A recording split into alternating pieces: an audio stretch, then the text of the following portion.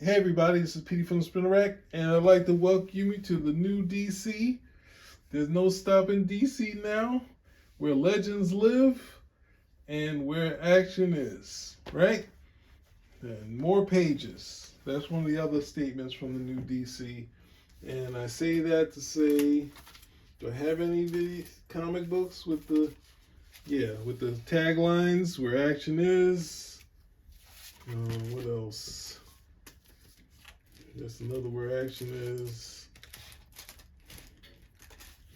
All I got is the more pages. Oh, here we go. The new DC. There's no stopping us. And more pages. There's another one with more pages. So that gives you an idea of some of the new DC stuff, right? So this is our first one that we're gonna do. Actually, Supergirl kind of inspired me to do this because I was looking at the art and I was like, Carmen Infantino. But since we've had Paris Cullins on our show many a time, at least 3 or 4, and at the same time, he was at the comic book store that I used to go to in Avenue. No, was this at the? No, it just had to be at the flea market, I think. One of the comic book stores, he drew like all of the characters. And I thought it was the George Perez, and a friend of mine, Dixon, he said that no, that was by Paris Cullins. I was like, he did all of that? And he used to be a regular there. He'd tell us that there'd be a new anchor on the story. It was like, and I didn't have any interaction with him then, but I did later on at a Comic Con, and then Mars had talked to him at a Comic Con separately, and he came back buzzing, and then we did our shows with him, and he was, it's everything you want being with a comic pro, like everything that you would have wanted hanging out with a comic pro. That's what it was like meeting Paris Cullins. Like he knew everything on Image and Milestone and all that stuff. So it was great to meet him and work with him on a couple things. And yeah, so it's everything as a kid that you'd want to do when you meet a pro, right? So let's get into it, right? So this was a big deal at the comic store. Paris Cullins was a friend to the people, so the normally crabby comic guys weren't as crabby about this book, and rightfully so, right? So here, this comic book, even though it has the backdrop of Hollywood, it has the film strip here, it kind of has the all of the lead characters are going to be here, except for the lead who's on the cover, who's Dan Cassidy, right? And this is a very good origin issue, right? Not a lot of origin issues is this succinct and works how it's supposed to work. This one works. People go and complain about the Fantastic Four. I don't mind the Fantastic Four origin, but people say, "Oh, it's for normal people going up into a spaceship." So this one is, I think, signed. I think this might have been Dixon's book. He's also known as Wes. So this could be, he could have sold me his. I'm not sure. It was in a comic store signed, but who knows? It's been so long I can't remember, right? So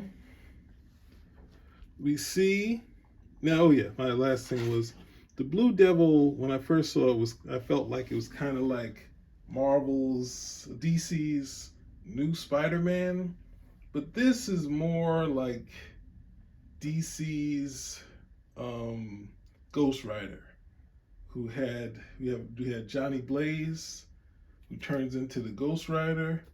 He was kind of like a feeling like a kind of evil slant, but as a good guy. Yeah, the Blue Devil has a slant, like a DC version of what would be a demon type of character, right? So we have the Blue Devil, right?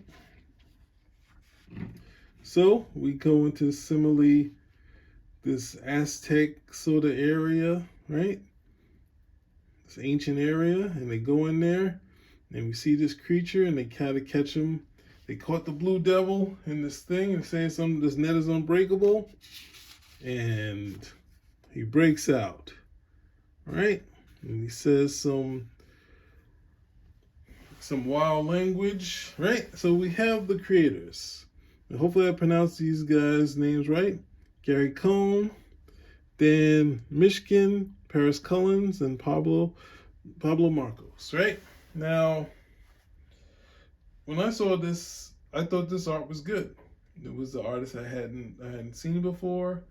The art looked pretty good. Pablo, I knew, was kind of heavy-handed as far as inking. I seen him on Paris, so I think that's why Paris was thinking he was going to get another inker that was a little less heavy-handed, right? But when I saw it, I was like, I liked him on what's the name? I like this, right?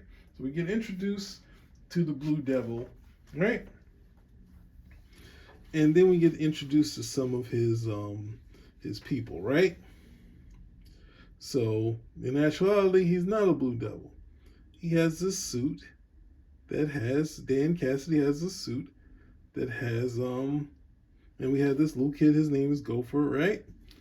And it's only a suit, so everything is tricks. Pyrotechnics, it increases his strength, and servo motors and all that, and it shows you, and this is Marla, she's the film producer.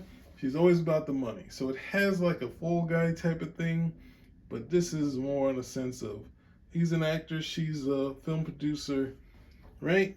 And it's showing you she's not convinced that it works, but he's able to lift up rocks with no problem, right?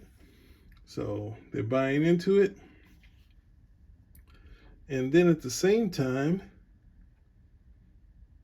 they're looking for this other person, right? The Wayne, like Wayne, I think it's Tarrant or something like that. They're looking for her, they're looking for him, but he's here, so Wayne Tarrant, and he's actually away with this girl, this woman that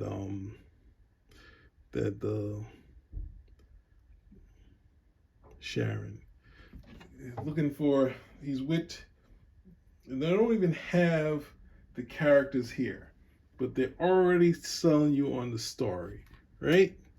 They already hooking you up on the story, right? So we have, we have Sharon who spoke about, we have Wayne who spoke about. They're already well into the story, right? And the subplot that starts here, that he's not lucky with women, right? This guy kind of looks like a goofy version of Jake Gyllenhaal, right? And he's kind of wondering why Sharon be all into him, but he's more of a whiz kid and he doesn't get the girl, right? So we have Wayne and Sharon running around, and he's like, I want to explore. We got some time. We're going to explore these sort of things. They see this mask, right? And she's like, hey, this mask could go into that indentation, right?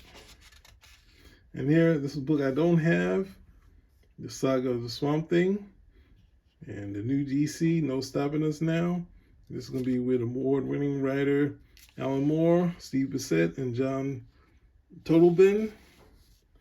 Right, and she puts it in there, right, and it opens up, and this beast, Nibiru's, he comes out of nowhere, and they two are on the run, right?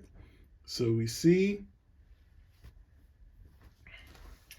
Wayne guy, who's like the Indiana Jones of the group, he's on the run. He's like out of here. He left town. And then this creature comes out of nowhere, right? And it's attacking the crew.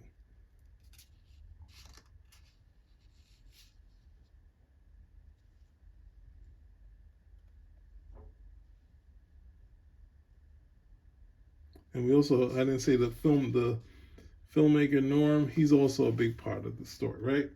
So we see Wayne run into Norm, and he's like, nope, we got to get out of here. He's like, he's running scared, right? And then Sharon's like, I need to go get Danny. Maybe Danny will come to help. And then she's so worried She just goes to hug him. Now, this is an aspect that of this storyline that gets hinted later, right? That in actuality, he was just down on himself. So it kind of has, even though I said Johnny Blaze, actually I don't have any Johnny Blaze comic books, so I don't only know him from the Champion. So I couldn't tell you. He always kind of seemed like a, not a cipher, but a character that's kind of for the present day. So whoever, like a William, he was like kind of, was it William Katz? And then whoever, like a cool, like the guy from the Fast and Furious who passed away. Like that's who the Ghost Rider kind of is. And that's why I look at this character. He's kind of like a timeless kind of leading man, but kind of the, I guess they were kind of going for John Ritter. But if you go to present day, if we had a goofy version of Jake Gyllenhaal, that's kind of who it would be. But this is kind of going to the everyman who's kind of doubtful on himself. He doesn't realize this person is into him, right? So he's like, all right, I'm going to go out here and find out what's going on, see if I can help. And he goes out there, and the film producer like, go out there and help. and he's like, all this stuff is like fireworks. He's like, yep, but you got, plus 20 times the normal man's strength, right? So he goes out of there, uses his thing, he's able to fly with it, and he hits this creature, and the creature calls him little brother, right? And he uses all his tricks. You can't see the air stuff in it, but it's kind of three things shooting out. He shoots at this creature, and they get into a fight. At the same time, Norman's filming, and the kid, Gopher, is kind of scared. Oh, that's him. He's scared, but he's like, can't believe this creature's thinking of him as comic relief. He's also showing the filmmaker wants him to keep. Now, this thing has so much stuff going on into this. Like, it has a lot of story in here, right? So not only is he fighting, the film producer is still saying to film this stuff. The kid is in there. He's involved. Like, he's excited by this. Everything is happening at once. And at the same time, we see Nibiros hits him with this thing to kill Danny. And we lose the Blue Devil. Right? And they say he's dead. So then Norm tries to go into action. The storyline then picks up where he tries to save the day, and then the Bureaus breaks that up, right? And he's still okay. So Marla's saying, hey, you can still keep filming, right? But the Bureaus is like, I'm taking the person who brought me out, and then I'll come back for lunch later, right? So he takes her, but for some reason, hey, the Blue Devil isn't actually dead. He's only knocked out, but he sees Sharon in trouble. He leaps into action. And this is one thing that Paris Cullins has said when he's seen the Blue Devil, that he doesn't bounce. Like, he used to bounce like the Beast and be very acrobatic, and kind of just like the same way Hellboy is, but a little cooler than Hellboy. Not that he is cooler than Hellboy, but he is kind of like, just like cool. But Hellboy is kind of, more of a, in the mysticism type of realm type of deal, right? So, Danny back in action, right? At the same time, they see they can't do it alone. They ask Wayne to help, but Wayne falters. The Indiana Jones of the story is only an actor, and he kind of can't do it, right? So, and Sharon realizes it's her fault that all this stuff happened. So,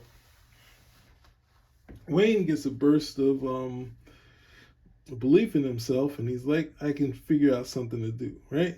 So this story got twists and turns out the wazoo, right? And he hits him again, and he's still alive, and he takes another hit. Then Wayne hears Cassidy screaming, and he's about to run, but they, nope, we can figure it out, right? So Wayne goes in there, and he has an idea.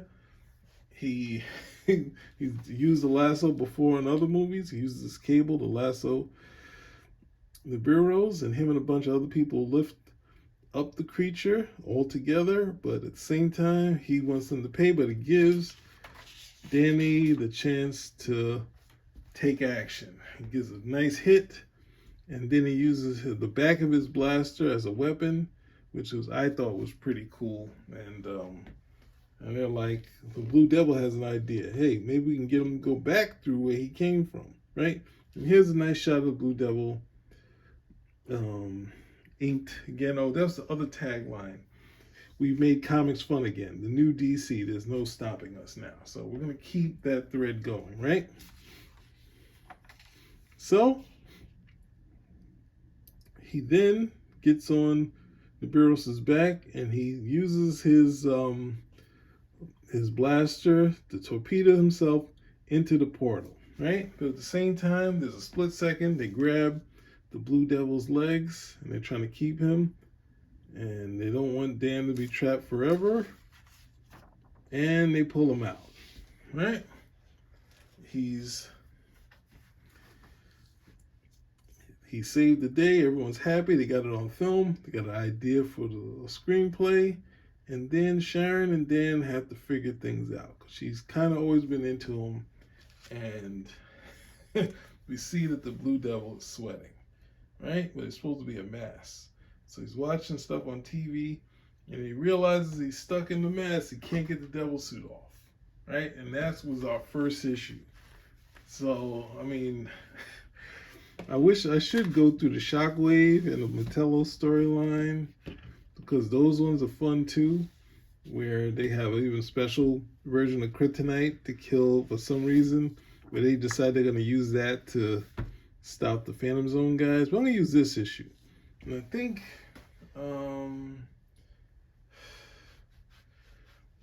that I read this one secondhand also. I bought this one. I think I was iffy on this villain. But in reading this comic has a lot of story, right? So ultimately, I don't have 4 here. But we're going to come into this thing where Zatanna's here to kind of help Dan. He doesn't want to go by the Blue Devil, even though he had this great showing with Superman. And Superman's kind of like, he was kind of before Wally West. He was kind of the Blue Devil's kind of hero, where all the heroes were like, hey, you're doing a great job. So when you see that happen with Wally West, it was kind of the Blue Beetle that was getting these kind of nods. Like, you have this story here where Dan, he's like, even though he's connected to the suit, it's still circuitry, right? So I wish I had that other issue. I don't know, it's somewhere in the basement, but Superman is pretty happy with the work Dan does. So you kind of see where he's kind of welcomed into the hero world with no problem, and it's kind of fun stuff going on. So I'll do this one, right? So they've released Nibiru again, right? By mistake. Zatanna's done it by mistake in her plan. They're worried about Mexico. The Mexican officials are like, don't destroy Mexico, but they've slipped away. And they wanted to go to the satellite to get more people, but they're like saying, no, this is our mess, we got to clean it up, right? So we see Nibiru's in Mexico, and he's messing up the town, and he's got, like, the Blue Devil lost his trident, but somehow Nibiru's is able to use that trident and focus his power through it, right? And he made 2 volcanoes, right? So they go in there, and he's trying to contact the trident, but he's not able to, right? So that doesn't work out, so they have another plan. And then they're going in there, it says, he's trying to tell the general, but General, I don't think you know you realize what you're up against. And listen to me, Senor Devil. My orders... orders from Mexico City is to cooperate with you gringos, but not on how to tell me how to defend my country. And it's like we have these little bits of story and whatnot in here that's really cool. And then we get this new mansion that Nibiru's has made for himself. Now this is a great shot here. Viva Nibiru's! and then a rough miniature of it, right? But they see all the damage that's in here, but at the same time, the film crew is there. Norm comes out of nowhere. They want to film what's going on, right? And there's a subplot where the head person doesn't want the Blue Devil in costume because they got a movie out there about him, right? So she has to deal with it, right? So the Bureaus is bringing a ton of monsters. The Mexico City Army goes out to try to stop it, but there's not much they can do, right? They have to narrowly escape. So it's up to the two of them, Zatanna and the Blue Devil, right? But then Norm has got this gun with silver bullets that works against them for some reason. Possibly before Blade decided to use everything silver, right? So the silver's working. They're doing their tricks, doing everything they can to stop these villains. And we see the Blue Devil against Nibiru's once again, right?